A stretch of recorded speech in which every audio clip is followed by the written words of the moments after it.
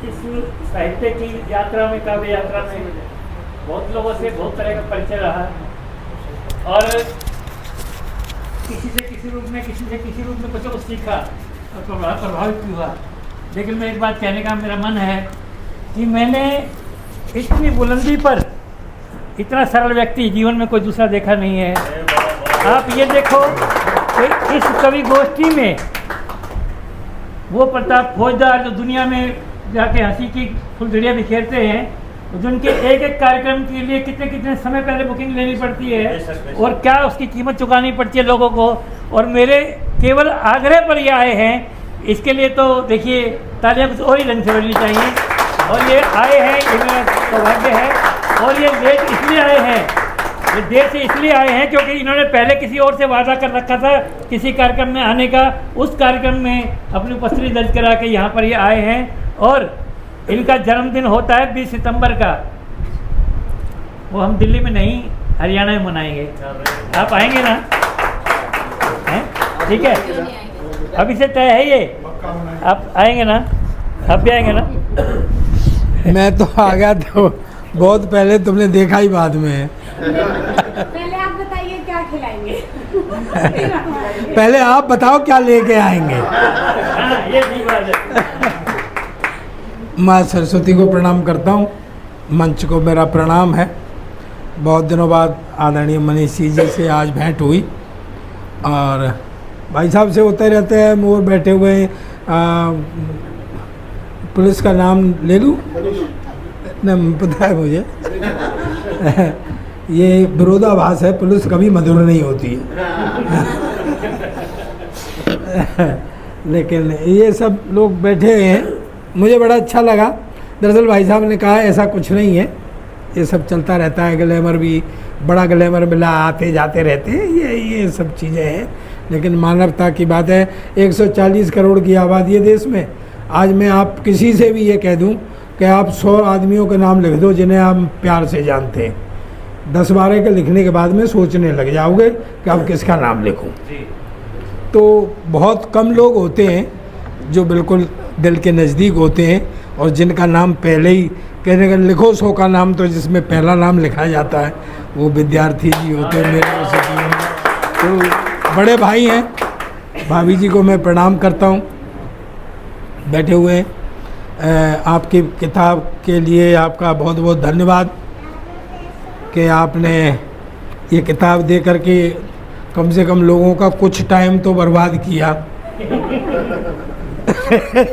नहीं देखो, मैं हास्य व्यंग का आदमी हूँ, आप सीरियस मत लेना मेरी बात को। हालांकि मुझे खूब पता है कि सरदारों को सीरियस नहीं लेते हैं लोग। लेकिन फिर भी मैं कह रहा हूँ। तो दरअसल क्या है, मैं मंचों से ज़्यादातर हंसी ही बांटता हूँ, हंसी की बातें करता हूँ। मेरी 2 पंक्तियाँ भी हैं कि मैं हंसता हंसाता रहता हूँ, मुझसे गम की बात नहीं होती। हाँ, बात मजाक की करता हूँ पर हर बात मजाक नहीं होती। हर बात मजाक नहीं होती। तो आज चूँकि बड़ा संयोग मैं घर पे गया था, तब भैया भाभी को मैंने साथ देखा था, तो उस समय भी दोनों हंस रहे थे और आज भी दोनों ही हंस रहे हैं। इसलिए मुझे लग रहा है कि अब तक का जीवन बहुत सफल रहा है। मैं प्रणाम करता हूँ। भाई साहब की ओर से मैं आपको पंक्तियाँ दे रहा हूँ। अभी बड़ी अच्छी मेरी बहन ने बहुत अच्छा सुनाया, उससे पहले भी आदरणीय बीना जी ने भी गज़ल बहुत अच्छी, एक गीत बहुत अच्छा सुनाया आपने, बड़ा अच्छा लगा। एक मतलब एक शेर कहता हूँ। एक बात मैं बता दूँ आपको कि आज मैं कोई हंसी निकल जाए वो एक अलग बात है। मैं पिंगल के 16 छंद हैं और 16 छंदों में लिखता हूँ, नवरस में लिखता हूँ, 9 रसों में लिखता हूँ। लेकिन मैं बेसिकली राइटर हूँ, हिस्टोरिकल बैकग्राउंड पर लिखता हूँ। मेरी 2-3 पुस्तकें प्रमाणित हैं, जिसमें से सिख योद्धा हरि सिंह नलुआ पंजाब में +2 में चलती है, अमूर को पता है, उसकी रॉयल्टी मुझे आती है। तो मैं साहित्य में एक मस्ती से आया, हंसते हंसाते फिर ये होने लग गया। अभी मेरे कुछ 3-4 किताबें इकट्ठी आएंगी अब, क्योंकि जब लग गए यार काम में, अब जब चुटकुलों के 1.5 लाख रुपए मिल रहे हों तो बढ़िया गीत 1,500 में कौन पढ़े, तुम बताओ मुझे। मैं सही कह रहा हूँ आपसे। तो ये है, लेकिन वो मनोरंजन अपनी जगह है। तो मैं आज कुछ आपको एक कुछ 5-7 कथें सुनाऊंगा, 10-12 गज़ल और 15-16 गीत। इसके बाद बस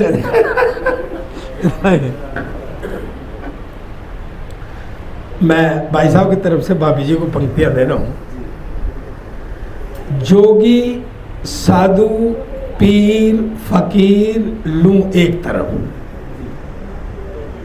जोगी साधु पीर फकीर लूं एक तरफ, तेरी आँख का काला जादू एक तरफ।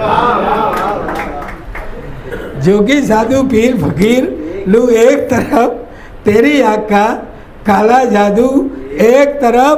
उसने भी तो 2 पलड़ों में रख छोड़ी, उसने भी तो 2 पलड़ों में रख छोड़ी। कायनात है एक तरफ, तू एक तरफ। कायनात है एक तरफ, तू एक तरफ। तो मैं आपको तंज एक सुनाता हूँ, तंज सुने। समझ आ रही है ना आपको? एक बार तालियां बजाओ, मुझे फीलिंग नहीं आती है, हर कभी को मंच वाले को फीलिंग। अब तो बता रहे हैं, आप ऊंची करो थोड़ी सी।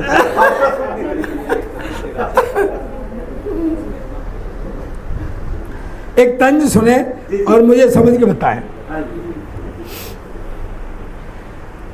हूँ बहुत हैरान तब से जब से उसने बात की, हूँ बहुत हैरान तब से जब से उसने बात की। जाने क्या मनसा थी उसकी, किस सबब से बात की।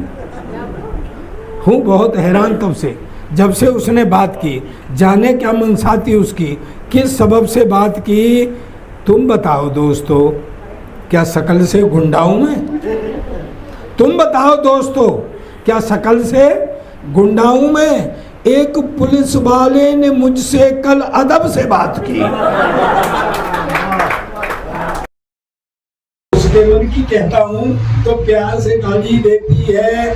आई लव यू हिम्मत करके कहने को तो कह भी दूं, आई लव यू हिम्मत करके कहने को तो कह भी दूं, लेकिन वो वंदे भारत की रफ्तार से गाली देती है। लेकिन वो वंदे भारत की रफ्तार से गाली देती है।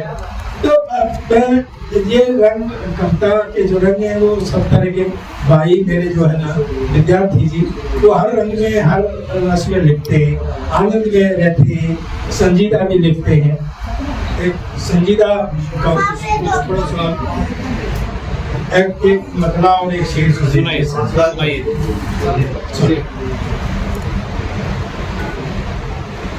मुकद्दर आंधियों में हो। एक बात बता दूं मैं आपको, तो मेरी जब से ये साहित्य पे एक ही पुस्तक थी खंड काव्य प्रतिश्रुत, अब 4-5 इकट्ठी आ रही है, तो मैं ठलुआ हो गया हूँ। अच्छा सही में तो कोई 80% पड़ी हुई थी, कोई 90%, किसी का फिनिश वर्क पड़ा हुआ था। तो अब टाइम मिला है तो वो पूरा हो रहा है। तो 2-3 किताबें तो 2 किताबें तो सिर्फ गजल की जाएगी। एक में संजीदा है और एक में ये हजल कुछ भी कह लो उनको, उस टाइप की होंगी। एक मंगला विशेष है। मुकद्दर आंधियों में हो सफीना छूट जाता है। देखिए लिखने को तो साधारण तरीके से दुनिया के अंदर कोई ऐसी बात नहीं है जो नहीं कही गई हो, पर वो है कि अंदाजे में वाली बात है। लेकिन मैं ये दावा करता हूँ कि ये बात इस तरीके से नहीं कही गई हो। सुने, मुकद्दर आंधियों में हो सफीना छूट जाता है, न हो रहमत अगर उसकी मदीना छूट जाता है। इसका मतलब ये है सीधा सीधा कि हम घर से सोच लें कि हमें आज मत्था टेकना है, कोई न कोई व्यवधान ऐसा आ जाएगा कि आप टेक नहीं पाएंगे। तो जब तक उसकी रहमत नहीं होती है तब तक हम मत्था भी नहीं टेक पाते। न हो रहमत अगर उसकी तो मदीना छूट जाता है। फकीर, शेर सुनो और सुन के मुझे बताना। फकीरों की दुआ के दीप से नजरें मिलाने पर, फकीरों की दुआ के दीप से नजरें मिलाने पर दहकते आफताबों का पसीना छूट जाता है। दहकते आफताबों का पसीना छूट जाता है।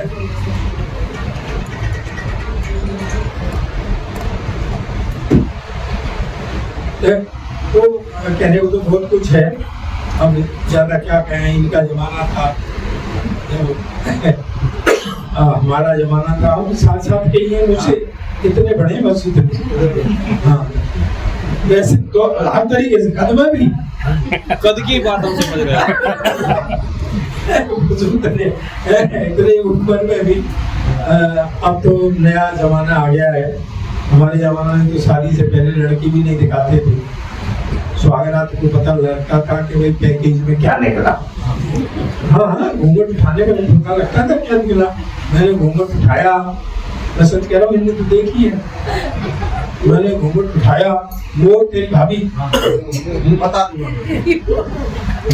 दे क्या, वो मैं सच बोल रहा हूँ। मैंने जैसे ही घूंघट उठाया, हेडलाइट का एक बल्ब फ्यूज।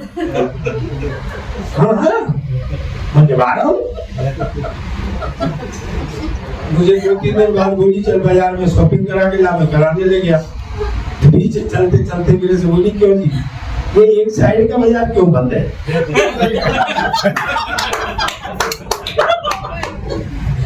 मैंने कहा चिंता मत करिए, जब लौट के आएंगे तो इधर का भूल जाएगा।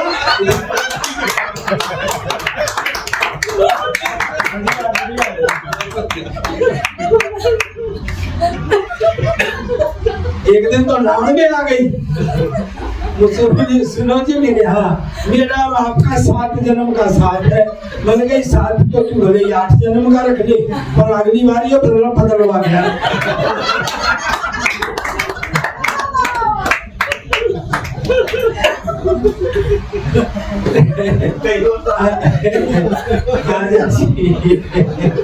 आज हंसी बहुत महंगी रिकॉर्ड चल रहा है। तेरे हाथ जोड़ू, कहीं चला मत दिए। मेरा बिल्कुल अंधेरा ही हो जाएगा, दोनों साइड का ही बाजार बंद हो जाएगा। बड़ा अच्छा लगता हंसने जाने। लेकिन विद्यार्थी जी वास्तव में जब कभी भी मिलता हूँ मुझे, तो मुझे बड़े भाई की फीलिंग आती है। उन्होंने हमेशा मुझे एक छोटे भाई का ही प्यार दिया, और मुझे अच्छा भी लगता है उनसे मिल करके, फोन पर भी बातें करके। और लिखते रहते हैं, सृजनात्मक होते हैं, इतने सृजनात्मक है। देखिए अब ये किताब पर किताब लिखे जा रहे हैं, तो ये भी अच्छा है। हम जरूरी नहीं कि हम कोई बढ़िया बात ही लिखें, लेकिन रोज लिखें। अगर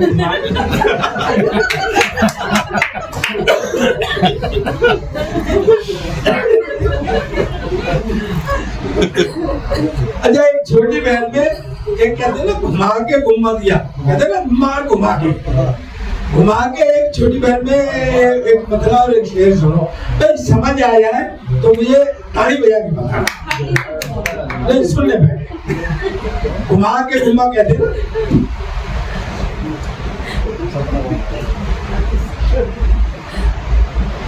कहता था तोड़ूंगा नहीं, इससे छोटी बहन नहीं हो सकती। कहता था तोड़ूंगा नहीं, अब कहता है जोड़ूंगा नहीं। शेर सुनो सर, सुन के मजे बात कि अब छोटी बहन देखिए, दो शब्द है बस। कहता था तोड़ूंगा नहीं, अब कहता है जोड़ूंगा नहीं। तुझसे तो दुश्मन अच्छा, जो कहता है छोड़ूंगा नहीं। ये घुमा के घुमा है, ये देर में समझ में आएगा। ये देर में समझ में आएगा। जो कहता है कि छोड़ूंगा नहीं। मैं एक और सुना करके फिर अपना करता हूँ। आज मेरा एक मन कर रहा है कि गीत बहुत अच्छे अच्छे हुए, अगर आप कहें तो ये गीत के बिल्कुल बहुत बिल्कुल वैसे मैं आपको एक बात बताऊं कि ये कविताएं जितने भी यहाँ लोग बैठे हुए हैं, हर कोई कवि, हम ही कवि, सब हम कवि हैं। फर्क इतना है, उसी कोई भी घटना है हम देखते हैं, आप देखते हैं न तिरंगा की लाइट ताकत रही न गला रहा।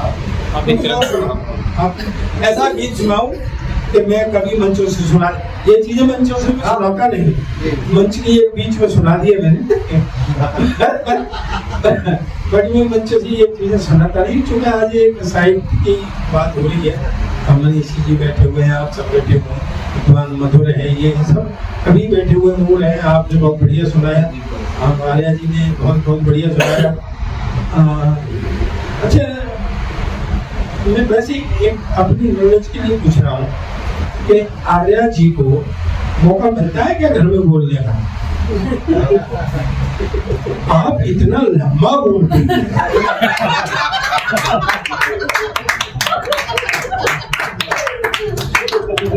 उनका तो बेचारों नंबर ही नहीं।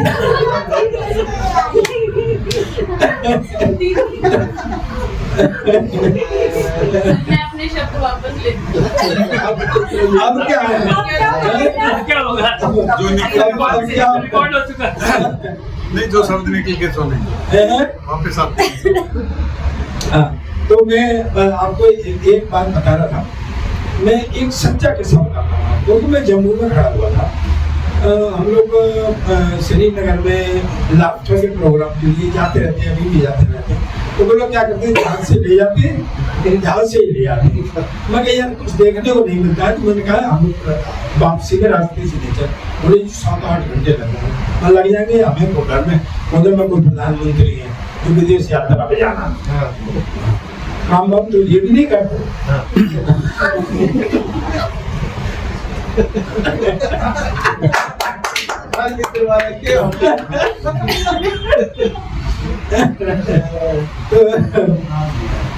हम आए तो जम्मू में मैं खड़ा हुआ, सोच में आ गए। तो सर्दियों का टाइम था, एक 30-35 साल की महिला होगी, मांगते हुए। तो हमारी आदत है रोज ही भिखारियों से हमको साहब का होता है, तो कह दिए चल आगे चल, पूरा देश भिखारी हो जाएगा, ये उसको कह के टला दिया। तो महिला गई, मेरी उस पर नजर थी, सामने एक परिवार खाना खा रहा था। उसको कोटे वाली वो बती हुई थी चुनरिया, शायद वो माँ वैष्णो देवी के दरबार से आ रहे थे। तो उन लोगों ने उस महिला को 2 पराठे दिए। ध्यान से सुनना कि कविता भी जन्म कैसे ले रही। 2 पराठे दिए। वो महिला उन 2 पराठों को दोस्तों लेकर के गई। थोड़ी दूरी पर कुछ बूढ़े लाचार भिखारी बैठे थे, शायद वो अंधे भी थे, दूर थे बूढ़े से। उस महिला ने भीख के मांगे हुए पराठे उन भिखारियों में बांट दिए। सब 8 दिन तक मैं खुद परेशान रहा। तो मुझसे कुछ पाने की अधिकारी थी वो, लेकिन मैं उसको कुछ दे नहीं सका। मैं उसमें रह गया। तब ये 4 पंक्तियां मुझे सुनी। मैं दौलत का पुजारी हूँ, वो रास्ते का भिखारी। मैं दौलत का पुजारी हूँ, वो रास्ते का भिखारी है। हिकारत से उसे देखूं तो लम्हा डांट देता है। लम्हा टाइम, और टाइम दोस्तों वो शय है कि एक झटके में हमको भिखारी की जगह और भिखारी को हमारी जगह। कि मैं दौलत का पुजारी हूँ, वो रास्ते का भिखारी है। हिकारत से उसे देखूं तो लम्हा डांट देता है। मेरी कमजोरियां उसकी अदा से हार जाती हैं। मेरी कमजोरियां उसकी अदा से हार जाती है। वो रोटी मार कर लाता है और सब में बांट देता है। एक है, एक अपने तेवर का और सुना देता हूँ, जो मैं समापन किया करता था इस तेवर से। ये रस्से में समापन किया करता था। कभी मनीषी जी के साथ भी मैंने मंच पे बहुत साझा किए और ये रहे। अब आप तो नहीं रह सकते मंचों पे। अच्छा। और मधुर और हम बहुत बने। मैं अपने तेवर की चाय पी दिया और आपको लगे कि हाँ मैं सही कह रहा हूँ, तो आप इस पे अप्रिशिएट करना कि वफा ईमान की बातें किताबों में ही मिलती हैं। वफा ईमान की बातें किताबों में ही मिलती हैं। भरोसा रोज मिलता है, भरोसा रोज डसता है। वफा ईमान की बातें किताबों में ही मिलती हैं, भरोसा रोज मिलता है, भरोसा रोज डसता है। जमीन वो अन्न पैदा कर जो वफा जो खून में बोले, भगत सिंह जैसे बेटों को वतन अब भी तरसता है। भगत सिंह जैसे बेटों को वतन अब भी तरसता है। मैं आपको एक दो गीत का गीत सुना देता हूँ, मैं भी चलूंगा। कुछ है क्या कोई खाने पीने में? दफ्तर में काम कर रहे थे भाभी जी, ऐसा भी होता है कई बार, जैसे दफ्तर में काम कर रहे हैं, अधिकारी का काम ज्यादा है और चपरासी से कह देना भाई काम ज्यादा है, मिलेंगे नहीं किसी से। कोई आया जी मिला, नहीं आज नहीं मिलेंगे साहब। और जैसे भाभी जी घर से निकली, कोई बाजार का काम किया, बोले चलो दफ्तर में चलते, वो चली गई। चपरासी ने नहीं मिलेंगे। बोले जी जानता है मैं कौन हूँ? बोले कोई हो मैडम, वो नहीं मिलेंगे। बोले मैं तुझे सस्पेंड करा दूंगी, मैं उनकी घरवाली हूँ। चपरासी बोला मैडम हर आने वाली ये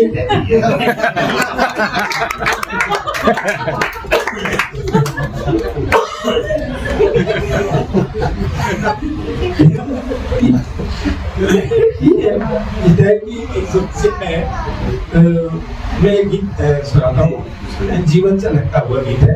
तरन्नुम में मैं बहुत दिनों से तरन्नुम में नहीं सुनाता हूँ, आज मैं तरन्नुम में सुना, मधुर मस्त है सुना।